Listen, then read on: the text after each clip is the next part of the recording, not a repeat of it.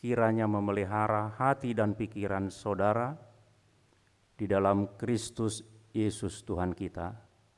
Amin. Saudara yang dikasihi Tuhan kita Yesus Kristus, firman Tuhan yang ditetapkan pada minggu ini, minggu terakhir dari kalender atau dari tahun gereja, diambil dari Matius 25 pasal 25 ayat 31 sampai ayat 46. Demikian firman Tuhan.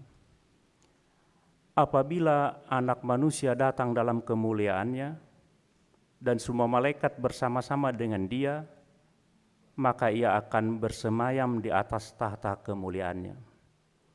Lalu semua bangsa akan dikumpulkan di hadapannya, dan Ia akan memisahkan mereka seorang daripada seorang, sama seperti gembala memisahkan domba dari kambing. Dan Ia akan menempatkan domba-domba di sebelah kanannya dan kambing-kambing di sebelah kirinya.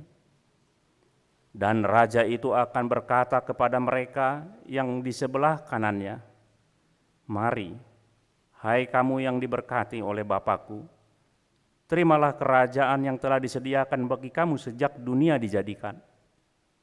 Sebab ketika aku lapar, kamu memberi aku makan.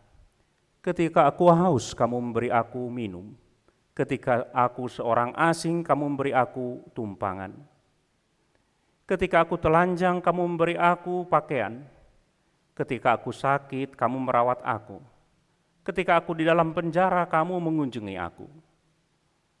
Maka orang-orang benar itu akan menjawab Dia, katanya, "Tuhan, bila manakah kami melihat Engkau lapar dan kami memberi Engkau makan?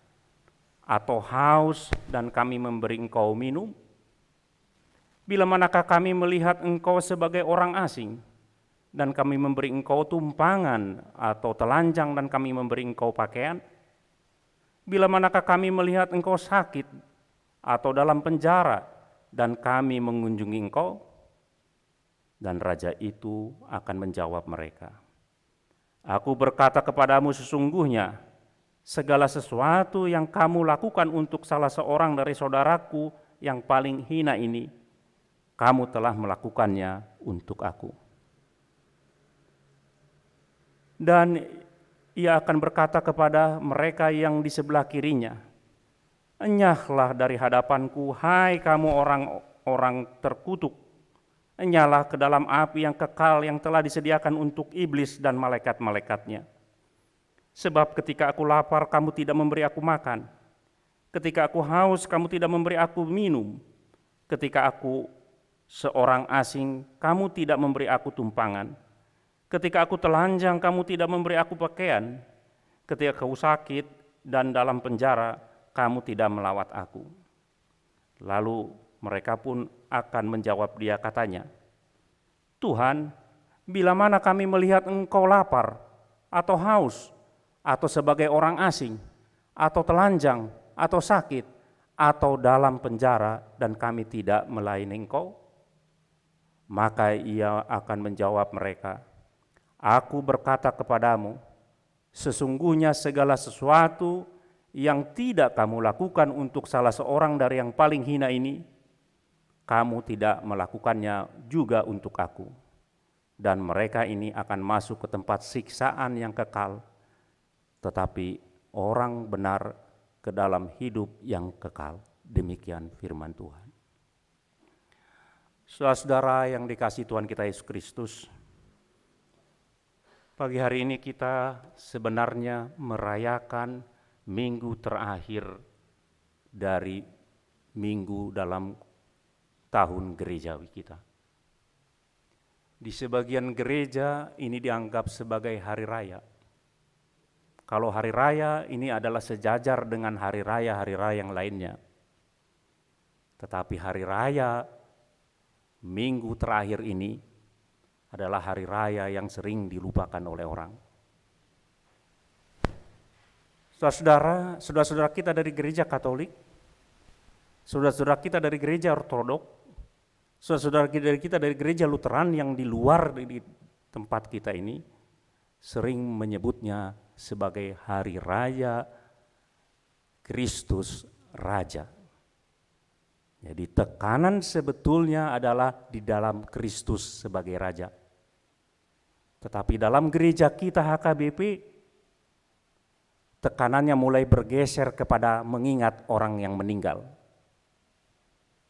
Sebetulnya halus Kristus sebagai Raja yang akan menghakimi seluruh isi dunia ini.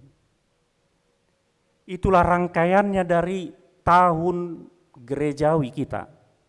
Kalau saudara coba perhatikan baik-baik, tahun gerejawi kita itu mengikuti siklus kehidupan Yesus yang dalam pelayanannya waktu di dunia ini. Mulai dari minggu Advent pertama, yaitu tahun baru gerejawi, disitulah Yesus dijanjikan akan datang. Kemudian masuk ke masa-masa Natal, kelahiran Yesus, kemudian diikuti dengan Epifani, penyataan Yesus kepada dunia ini, penyataan dirinya, kemudian diikuti dengan minggu sengsara, kemudian diikuti dengan minggu kematian, kemudian diikuti dengan minggu-minggu kematian setelah kebangkitan, dan minggu-minggu kebangkitan, kemudian sampai naik ke surga, Roh Kudus turun, dan terus berjalan demikian. Jadi siklusnya itu, apa maksudnya? Maksudnya supaya perjalanan hidup kita dalam 1 tahun ini, 1 tahun gerejawi itu, kita terus mengingat peristiwa-peristiwa yang terjadi dalam diri Yesus Kristus, dan itu diingat terus dalam hidup kita ini, supaya kita jangan lupa dan dihidupi dalam kehidupan kita. Jadi bukan asal dibuat begitu saja. Jadi bukan asal kita namai begitu saja. Jadi bukan asal dibuat oleh bapak-bapak gereja dulu, ya begitu sajalah. Itu sebabnya kurang tepat, sekali lagi saya tekankan, kurang tepat jika kita merusak kalender gerejawi ini dengan mencoba merayakan hal-hal, contohnya pada masa Advent kita rayakan Natal, itu sudah kurang tepat. Karena masa Natal itu adalah tanggal 25 sampai tanggal 5 Januari. Disitulah harusnya bernatal, tapi kita demi kepentingan kesenangan diri kita sendiri, kita cincang habis-habis gerejawi jadi rusak. Nah, kembali lagi kita jadi sekarang adalah minggu akhir yang menyatakan kelak Yesus sebagai Raja akan datang untuk menghakimi seluruh dunia ini yang hidup dan yang mati. Jadi nanti akhir zaman ini masih ada yang hidup menurut pengakuan iman kita. Dia datang, ada yang telah mati, dan dia datang masih ada yang tinggal hidup. Maka kedua-duanya akan dihakimi oleh Tuhan kita. Saudara, kalau kita perhatikan Injil Matius, ada 2 perkataan Yesus, pengajaran Yesus yang mengajarkan tentang penghakiman air. Yang pertama itu teks kita hari ini, yang kita ingat. Tapi yang sebelum itu di pasal 7, Yesus mengajarkan penghakiman yang terakhir juga. Cuma dia menekankan siapa yang dapat masuk ke dalam kerajaan surga itu. Di Matius pasal 7 ayat 21-23 dia berkata demikian. Bukan setiap orang yang berseru kepadaku Tuhan, Tuhan akan masuk ke dalam kerajaan surga, melainkan dia yang melakukan kehendak Bapakku yang di surga. Pada hari terakhir banyak orang akan berseru kepadaku, Tuhan, Tuhan, bukankah kami bernubuat demi namamu dan mengusir setan demi namamu, mengadakan banyak mujizat demi namamu juga? Pada waktu itulah aku akan berterus terang kepada mereka dan berkata, engkau tidak pernah mengenal aku, tidak pernah mengenal engkau, nyalah daripadaku, kamu sekalian pembuat kejahatan. Nah, dimulai setelah dia khotbah di bukit itu pasal 5 sampai pasal 7, Setelah dia berkhotbah tentang hal-hal yang diajarkan di pasal 5 dan pasal 6, dan dia terakhir dia mengucapkan tentang ini. Dan kemudian di pasal 25 sebelum dia meninggal. Saudara, yang pertama yang perlu kita catat, kalau dinyatakan bahwa Tuhan kita Yesus Kristus akan menjadi raja dan hakim yang menghakimi kita di waktunya, maka tidak peduli siapa kita ini, tidak peduli apa pekerjaan kita, tidak peduli kaya atau miskin kita, tidak peduli besar atau kecil kita badan kita, tidak peduli kita di mana kita berada, di Indonesia atau di luar negeri, pada satu waktu kita harus berhadapan dengan Tuhan yang menghakimi kita. Ini harus kita camkan dalam hati kita, dalam pikiran kita, dalam mengingatkan kita. Tidak peduli apakah keluarga kita bahagia atau tidak, tidak peduli apakah keluarga kita rusak atau tidak, tidak peduli apakah anak kita ada 12 atau tidak punya anak, tidak peduli apapun yang terjadi dalam kita. Satu waktu Tuhan akan datang menjadi hakim bagi kita, bagi seluruh bangsa, bagi seluruh orang yang percaya atau yang tidak percaya akan dihakimi oleh Tuhan. Coba bayangkan saudara, jika kita ingat ini terus dalam perjalanan hidup kita, apakah kita masih berani melakukan hal-hal yang bertentangan dengan kehendak Tuhan? Coba bayangkan jika ingatan-ingatan ini terus dalam kehidupan perjalanan kita ini,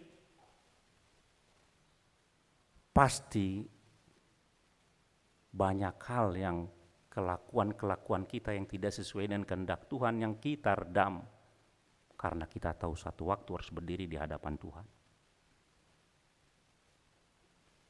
Saudara, banyak orang sekarang ini hidup seolah-olah bahwa kita tidak akan berdiri di takhta pengadilan Tuhan kelak. Otak berkata ada penghakiman, kelakuan dalam hidup sehari-hari menyatakan bahwa dia tidak percaya ada penghakiman. Kan begitu. Banyak orang yang mengira bahwa hidupnya akan masih panjang lagi di dunia ini. Kalau sedang sehat-sehat begitu. Banyak orang yang mengira bahwa setelah mati ya udah habis, selesai. Bahkan belakangan ini ada orang, kecenderungan orang kalau mati dia dibakar, dikremasi, kemudian abunya diserahkan kemana-mana supaya jangan dibangkitkan dan untuk dihakimi. Dari sini kita belajar bahwa di hadapan Tuhan tidak bisa kita bersembunyi. Yang menariknya lagi saudara-saudara, menurut teks kita ini, penghakiman itu, pengadilan itu, kita tidak mempunyai pengacara sekali berapapun, tidak ada. Penghakiman di dunia ini ada, kalau kita ada pengadilan, maka kita kan kalau banyak duit kita nyewa orang pengacara yang jago. Pengacara yang jago biasa bersilat lidah bisa jadi menang. Nanti tidak ada seorang pun pengacara yang dapat membela kita. Ini hebatnya. Oleh karena itu, menurut saya, mumpung masih hidup kita ini, mumpung Tuhan masih menganugerahkan napas kehidupan kepada kita, maka sebaiknya hargailah anugerah Tuhan dan hiduplah seperti apa yang Tuhan minta. Kan begitu. Yang menariknya lagi, ternyata Tuhan tanpa tanya-tanya dia memisahkan langsung saja. Seperti gembala memisahkan domba dan kambing. Pisahkan ke sana. Enggak harus diteliti dulu mana ini ya. Kira-kira apa yang terjadi dengan orang ini? Tidak, dia langsung memisahkan saja. Yang satu ke kanan, yang satu ke kiri. yang ke kanan domba-domba, yang ke kiri kambing. Ada orang yang menafsirkan demikian, saudara-saudara. Domba itu mudah tersesat, kambing itu pintar. Saudara, kambing tidak perlu pengembala, dia bisa mencari makannya sendiri. Kambing bisa kalau keluar kandang biarkan, maka dia akan mencari makanannya sendiri. Dulu ketika masih anak-anak saya waktu di Cikudapati itu banyak kambing. Karena tidak ada rumput dia makan plastik. Dia tahu cari makan sendiri dan pulang ke kandang juga tahu sendiri. Tapi domba itu digambarkan dia mudah tersesat dan sangat mudah untuk dimangsa. Kenapa Tuhan menggambarkan ini? Itu sebabnya domba memerlukan gembala. Itu menggambarkan bahwa kita ini, saudara-saudara, mudah tersesat. Bahwa kita ini mudah dibelok-belokkan apapun. Maka hati-hati dalam hidup ini. Sekali lagi, ada waktunya kita harus berdiri di hadapan Tuhan. Mempertanggungjawabkan segala sesuatu. Martin Luther bilang gini, tidak hanya apa yang kita lakukan dan katakan yang harus kita pertanggungjawabkan di depan Tuhan, tetapi apa yang tidak kita katakan dan tidak kita lakukan juga harus dipertanggungjawabkan. Jadi jangan sangka saudara kalau saudara tidak membunuh orang, saudara sudah hebat. Jangan sangka kalau saudara sudah tidak berbohong, saudara sudah hebat. Tapi kebaikan-kebaikan yang harus saudara lakukan, tidak saudara lakukan, itu juga harus kita lakukan. Antara yang tidak dilakukan dengan yang dilakukan. Saudara, kita lihat pelan-pelan. Yesus mengilustrasikan bahwa pemisahan itu di penghakiman terakhir, yang satu ke kiri, yang satu ke kanan, yang satu di domba, yang satu kambing. Sekarang persoalannya kita masuk kemana? Masuk kambing kah? Masuk domba kah? Masuk sisi kiri kah? Masuk sisi kanan kah kita ini? Jadi di manalah kita berada? Jadi ada hanya dua tempat. Hanya ada dua tempat. Tidak ada di tengah-tengah, ingat itu. Hanya ada dua jalan, kiri dan kanan, tidak ada jalan tengah.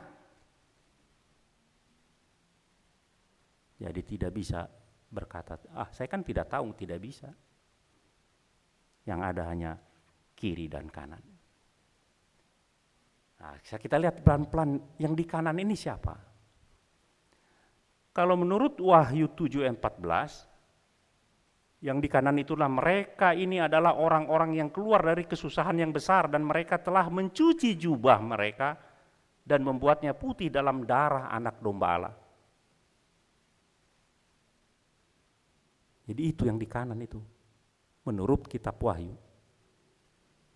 Menurut penglihatan visi yang dilihat oleh Yohanes, yang di sebelah kanan itu sekali lagi mereka yang keluar dari kesusahan besar dan mereka yang telah mencuci jubah mereka dengan darah anak domba Allah jadi putih.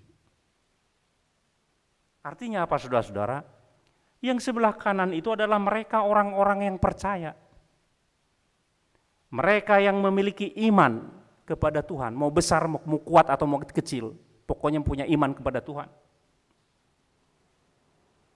Mereka yang berpegang kepada salib Kristus. Mereka yang berasal dari segala bangsa di dunia ini yang beriman kepada Kristus. Itulah yang di sebelah kanan. Tetapi kalau kita perhatikan seolah-olah apa yang dikatakan Yesus itu bahwa syarat untuk masuk ke dalam kerajaan surga adalah syarat perbuatan baik. Kan begitu, karena dia berkata demikian, sebab ketika aku lapar kamu memberi aku makan, ketika aku haus kamu memberi aku minum, ketika aku seorang asing kamu memberi aku tumpangan, ketika aku telanjang kamu memberi aku pakaian, ketika aku sakit kamu melawat aku, ketika aku di dalam penjara kamu mengunjungi aku. Kalau kita perhatikan semua ini, perkataan Yesus ini sebetulnya perhatian yang mendalam kepada orang-orang yang menderita. Seolah-olah inilah yang menjadi ukuran standar dari Tuhan kita supaya kita bisa masuk di sebelah kanan, ke sisi kanan. Hati-hati saudara-saudara. Kalau kita pelajari, kita lihat lagi semakin dalam dari apa yang dikatakan Kristus itu, orang yang melakukan itu tidak menyadari pekerjaannya. Kan begitu. Jadi orang yang dibilang ke sisi kanan itu, kau ke sisi kanan. Katanya, mari sisi kanan. Kenapa?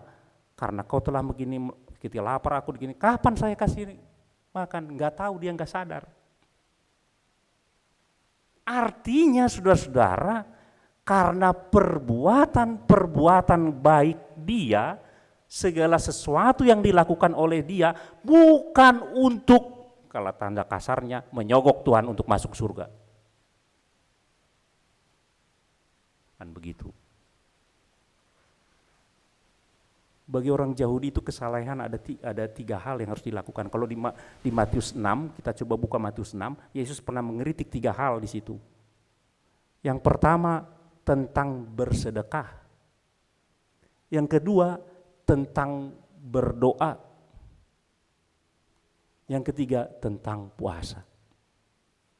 Jadi ibadah, ritus, dan kesalehan itu dengan bersedekah. Jadi kesalehan sendiri bagi orang Yahudi itu tidak lepas dengan melakukan pekerjaan-pekerjaan belas kasihan. Begitu. Nah, kecenderungan orang sekarang ini, bahkan orang Kristen sendiri yang menyebut dirinya Kristen, cenderungannya kesalehan itu sekali lagi ya. Ada orang yang menyebut kalau saleh itu orang yang benar itu di hadapan Tuhan, kalau dia rajin ke gereja, kalau dia rajin markur, rajin dia berdoa, rajin semua dia itu, maka dia sudah dianggap orang benar di hadapan Tuhan. Padahal Tuhan menurut teks kita ini tidak begitu dikatakan. Tuhan tidak mengatakan itu. Kan dia tidak katakan, masuklah ke sebelah kanan saya karena kau rajin berdoa. Ya, masuklah sebelah kanan karena kau sering baca Alkitab. Masuklah sebelah kanan karena kau sering ikut kor di gereja. Bahkan suaramu luar menggelegar sampai banyak orang yang apa. Tidak. Tidak itu yang dikata Tuhan. Maka dari sini kita lihat saudara-saudara, iman itu pasti menghasilkan perbuatan baik. Jadi kalau kita tidak menghasilkan perbuatan baik dalam kehidupan kita sebagai orang yang beriman, tanyakan imanmu, apakah saya betul beriman atau tidak. Kan begitu. Kalau saudara pulang dari naik mobil sekarang dari gereja ini, mulailah di situ terlihat apakah iman kita ini betul atau tidak. Kelihatanlah di situ. Apakah ada perhatian kita kepada orang-orang yang kecil seperti yang dikatakan Yesus sebagai pribadi yang percaya? Apakah gereja kita, gereja HKBP Bandung Reformanda ini, kumpulan persekutuan orang-orang yang percaya, melakukan perhatian kepada orang-orang yang kecil?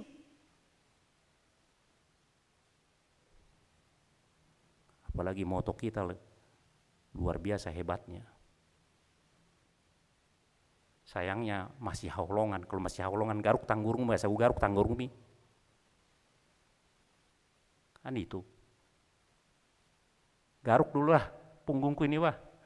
Kau udah baru ku garuk ke punggungmu. Itu masih haulongan. Harusnya bagaimana saya mengasihi orang tanpa perlu dikasih orang itu saya.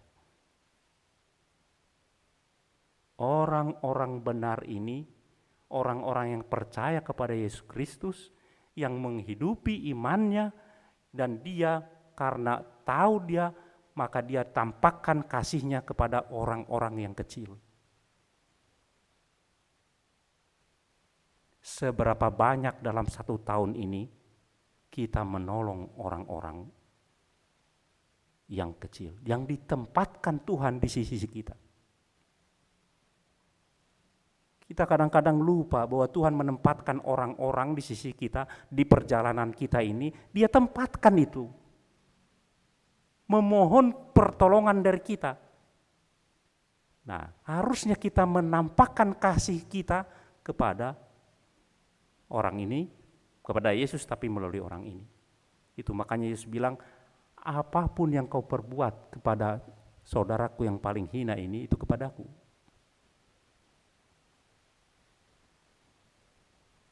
Menurut kisah, ada satu gereja dulu,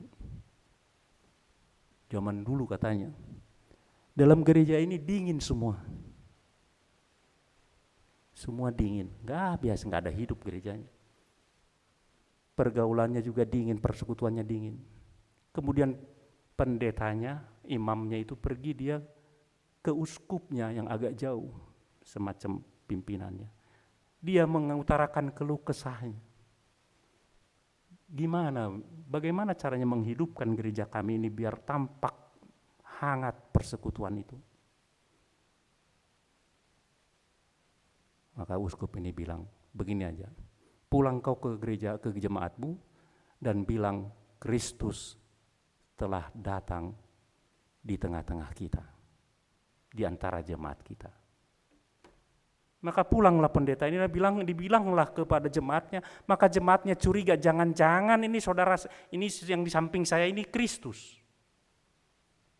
Kan begitu. Maka dia melayani jemaat temannya ini. Temannya ini juga menyangka, oh yang ini mungkin jangan-jangan Kristus, karena Kristus hadir di tengah-tengah kita. Bayangkan kalau itu kita lakukan di tengah-tengah gereja kita. Kan begitu. Tapi sangat disayangkan. Sangat disayangkan, sekali lagi sangat disayangkan. Pengalaman saya sebagai pendeta di HKBP ini, yang tinggal 5 tahun lagi pensiun, sering menyuarakan ini, bagaimana kalau kita membantu dulu orang miskin di tengah-tengah gereja kita, di persekutuan kita kini. Dulu pernah begini, waktu saya melayani di satu jemaat, ginilah kalau orang sakit di rumah sakit, masa cuma dikasih 500.000, 2 juta lah kita kasih. Batabu mai katanya, Abu Tima, homa namar sahid ulet pe 2 juta niku. Kan begitu. Manang 3 hari pe namar sahid dulu di Uriaun leanon betuho 2 juta asal masuk rumah sakit. Pasti tidak ada yang mau kan. Jadi banyak sekali komentar-komentar kita, semua hanya keegoan kita. Itu menandakan bahwa iman kita belum hidup sebetulnya. Apakah kita ini orang percaya atau tidak, perhatian kita juga kepada orang di sekitar kita tidak ada.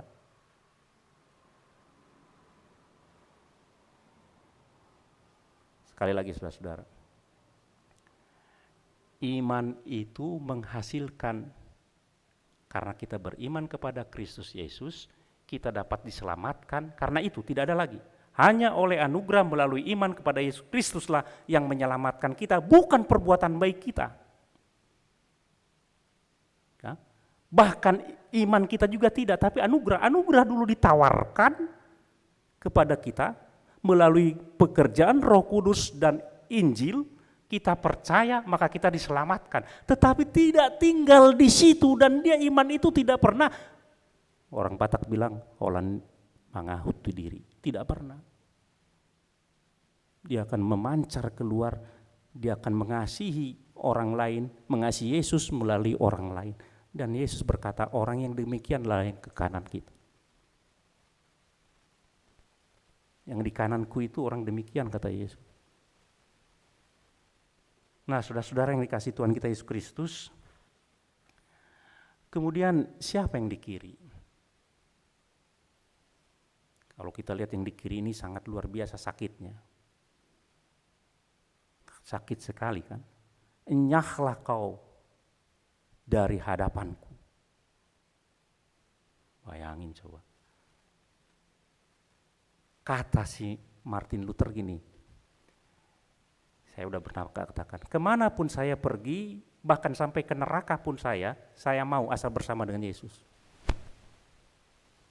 Neraka akan menjadi dingin bersama dengan Yesus, kata dia. Apa artinya? Keterpisahan manusia ciptaan Tuhan dari Tuhan itu adalah neraka. Itu menyakitkan itu. Itu sebabnya ketika Yesus disalibkan, Eloi, Eloi lama sabachthani, karena keterpisahan itu menyakitkan. Ditinggalkan oleh Tuhan, menyakitkan. Maka kalau di teks kita dibilang, enyahlah kau dari hadapanku, itu menyakitkan. Kenapa disuruh dienyahkan? Kenapa jauh kau dari sini? Kenapa? Kan itu. Karena sekali lagi Yesus berkata katanya, ketika aku lapar, kamu tidak memberi aku minum. Ketika aku haus, kamu tidak memberi, dan seterusnya dan seterusnya. Lalu mereka bertanya, kapan Tuhan? Bila mana? Bila mana kami melihat engkau haus? Bila mana kami melihat engkau lapar? Bila mana kami melihat engkau telanjang? Bila mana kami melihat engkau di dalam penjara? Bila mana? Bila mana? Kan begitu. Jadi orang-orang yang di kiri ini adalah orang-orang yang mencoba untuk menghitung-hitung. Jadi kalau saudara percaya kepada Tuhan dan saudara menghitung-hitung perbuatan-perbuatan saudara sebagai jasa saudara kepada Tuhan, hati-hati, periksa imanmu. Jangan-jangan saudara bukan orang percaya, atau saudara mencari jalan tengah. Jalan tengah itu ya kalau dibilang tidak percaya nggak boleh, tapi di tengah-tengah lah, tapi tidak melakukan kehendak Tuhan. Imannya begitu saja. Dan orang yang demikianlah kata Tuhan, yang enyahlah kau dari hadapanku dan mendapatkan neraka yang kekal. Saudara yang dikasihi Tuhan kita Yesus Kristus, sekali lagi, yang masuk ke dalam surga, yang masuk ke dalam kerajaan Allah, yang kekal itu adalah orang yang percaya kepada Kristus, yang tidak mengandalkan dirinya, yang tidak mengandalkan perbuatannya, yang tidak mengandalkan segala sesuatu yang ada dalam dirinya, tetapi hanya mengandalkan Tuhan, anugerah Tuhan. Tetapi anugerah Tuhan itu, iman kita itu tidak pernah tinggal hanya di diri kita. Dia pasti akan keluar dan akan melakukan mengasihi Tuhan melalui orang-orang yang kecil, orang-orang yang perlu untuk ditolong, orang-orang yang perlu untuk diperhatikan. Mungkin kadang-kadang kita tidak perlu memberi uang kepada orang lain, tapi perhatian kita perlu ke situ. Perhatian yang mendalam. Jadi teks ini juga merefleksikan atau menghasilkan atau menjadi pertanyaan bagi diri saya sendiri. Apakah saya sebagai pendeta betul-betul memperhatikan orang, atau hanya diri saya sendiri perhatikan? Teks ini juga sebetulnya harusnya menjadi dorongan untuk bertanya pada diri kita masing-masing, apakah kita sebagai orang yang percaya, sudah berapa umur kita, apakah kita hanya memperhatikan diri kita sendiri?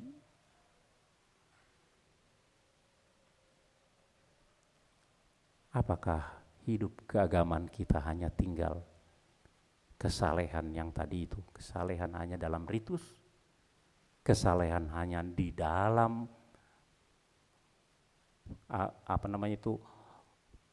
hukum-hukum yang harus dipegang, ini nggak boleh, ini nggak boleh, ini nggak boleh, bukan hanya itu saja, atau tidak kesalehan yang lebih dari itu, seperti yang diminta oleh Tuhan di teks kita ini.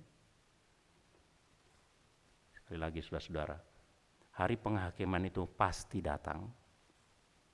Tidak peduli siapa kita ini, tidak peduli di mana kita berada, tidak peduli apakah pendidikan kita S3 atau S-teler, tidak peduli. Bagi Tuhan itu semua tidak peduli. Pokoknya semua akan berhadapan dengan tahta penghakiman Tuhan kelak. Kita semua harus menghadap tahta pengadilan Kristus supaya setiap orang memperoleh apa yang patut diterimanya sesuai dengan apa yang dilakukannya dalam hidupnya ini, baik ataupun jahat, kata Paulus di 2 Korintus 5 ayat 10. Kita semua, apakah iman kita mengasihkan kebaikan, ataukah iman kita hanya mencari seperti orang Batak? Orang Batak bilang tuh menggaruk hanya begini saja. Kalau ke sana bukan menggaruk katanya. Kiranya Tuhan menguatkan kita menghidupi iman kita. Karena kita telah diselamatkan oleh Tuhan, maka kita mengasihi Tuhanlah, kasihilah Tuhan kita dengan melalui orang-orang kecil di hadapan yang ditempatkan Tuhan di sekitar kita.